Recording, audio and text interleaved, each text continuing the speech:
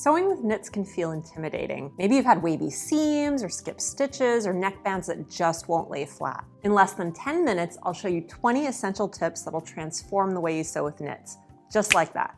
First, let's talk fabric. There are a few things to look for when you're shopping for knit fabric that'll make all the difference. Check if your pattern calls for 2-way or 4-way stretch. Some knit fabrics actually only stretch across, not up and down. If you're sewing something fitted, like a pair of leggings, that vertical stretch is super important, at least if you want to be able to sit down. Oh, and here's a hint. Fabrics that have lycra or spandex in them typically have 4-way stretch. In addition to stretch, another thing to look for is recovery. Recovery means that the fabric snaps back into shape after it's stretched. The more fitted your pattern is, the more you need recovery to keep your finished project from looking all misshapen and stretched out. Again, a bit of lycra or spandex will really help here. Here's another tip that a lot of beginners don't know. There's one type of knit that you can actually sew just like a woven, and even use it for patterns that call for woven fabrics. That fabric is Ponte di Roma. Ponte is a heavy double knit that you can use for jackets, pants, skirts, anything that needs a bottom weight fabric. Just sew it like you would a heavy woven. It's a great introduction to sewing knits because it's so stable and it's really easy to sew. And it's comfy to wear too. Whatever fabric you buy, do not forget to pre-wash. Knit fabrics can definitely shrink, stretch, and change when they're washed,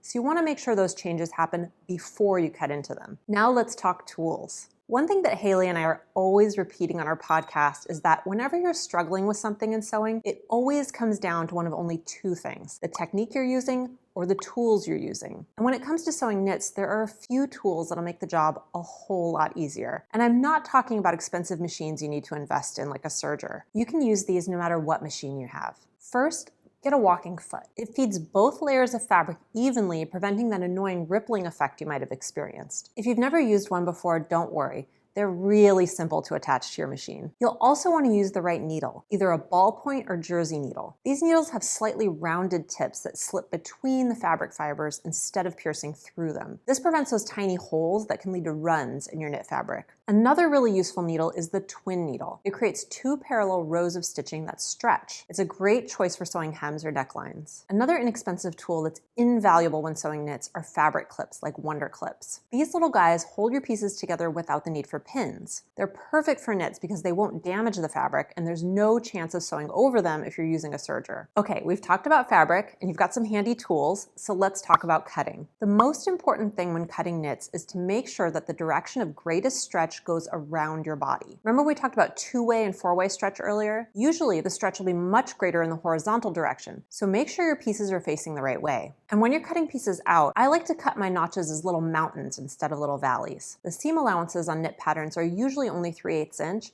and sometimes they're less. So that way, there's no danger of accidentally cutting too far into the seam. The next thing I want you to think about is stabilizing your seams. So what does that mean? Basically, there's a tendency for knit fabric to stretch out as it's sewn. This can result in your finished garment looking too big, being stretched out in certain areas, or just having those funky wavy seams. The fabric itself has a lot to do with this, but there are some things you can do to avoid the problem. It's called stabilizing, and it's pretty easy. All you do is sew something into your seam to help support it and give it a little bit of extra recovery. One way to do this is with clear elastic, knit stay tape, or even strips of knit interfacing. Just sew it right into any seams that are prone to getting stretched out or distorted, and everything is going to look a whole lot better. Another thing I like to do is sew strips of mesh into my seams if I'm using a sweater knit with big stitches. This not only gives it a bit more stability, but it also prevents any holes from forming in my seams. That can sometimes happen with bulky or lacy sweater knits. One thing I find super helpful is Wonder Tape. It's a self-adhesive tape that dissolves later in the wash. I almost always use it to hold hems in place when I'm sewing knits. Not only does it keep the hem temporarily glued down, it also stabilizes so your hem doesn't stretch out as you sew. You might be wondering, do I need to sew stabilizer into all my seams when I sew knits? Not at all. It's really only important in the areas that get stretched out. I almost always use it in the shoulders of knit garments, so if you use it nowhere else, I think you should at least use it there. Then play around and see where else it might help. Okay, now let's talk about stitching your garment together. If you don't have a serger, that's no problem. You can use the zigzag or the lightning stitch on your regular sewing machine. Those stitches give you enough stretch for most knit projects. Even if you do have a serger, you can use these stitches for areas a serger can't tackle, like hems. Speaking of knit hems,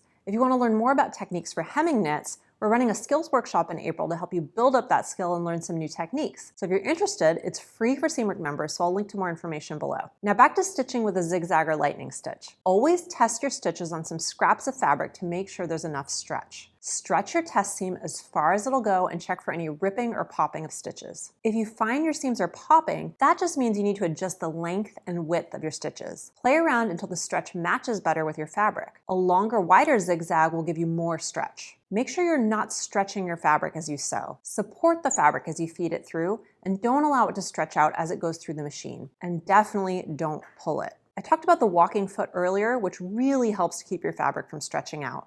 Another thing you can do is lower your presser foot pressure. This also seriously helps keep your fabric from getting pulled while you sew. You can use something called woolly nylon thread to create seams that are both soft and extra stretchy. It's a special thread with a nice texture and lots of elasticity. Here's how to use it. If you're using a serger, you can use it in the loopers of your machine. If you're using a regular straight stitch machine, use it in the bobbin only. Your seams will feel less irritating against your skin and they'll be a little bit more stretchy. One area people often struggle with is neck bands. Sometimes you need to change the length of a neckband to get it to fit properly without any weird gaping. For that reason, always baste your neckband in place to check the fit before you sew it. Then don't be afraid to make adjustments if you find that the band isn't the right size. If you're ready to take your knit sewing to the next level and want to explore using a serger, watch this video next where I show you everything you need to know about serger sewing, including some surprising secrets that will make your knit projects look absolutely professional.